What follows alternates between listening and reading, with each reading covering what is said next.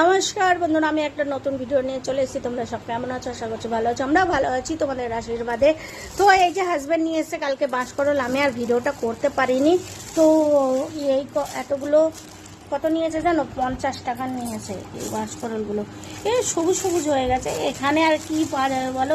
এ তো আর তাজা নিয়ে এসে করা হচ্ছে না। এই এখন ছাড়িয়ে যেটুকু কচি পাবো সেইটুকু নেব, আর বাদ বাকিগুলো রেখে দেবো। কচিটুকুই খালি রান্না করব।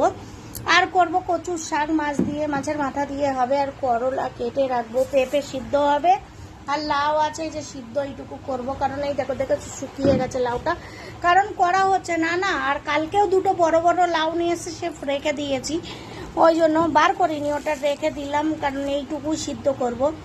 আর এই যে এই ডাঁটাগুলো কেটে রাখবো, আর কচু শাকগুলোই খালি রান্না হবে। কারণ করতে পারছি না, মাথা একদম নিচু করতে পারছি না। না, মাথা নিচু করলে আমার কি বলবো ঘুরাচ্ছে, ওই জন্য। তো এই হচ্ছে এখন বাঁশকরল রান্না হবে।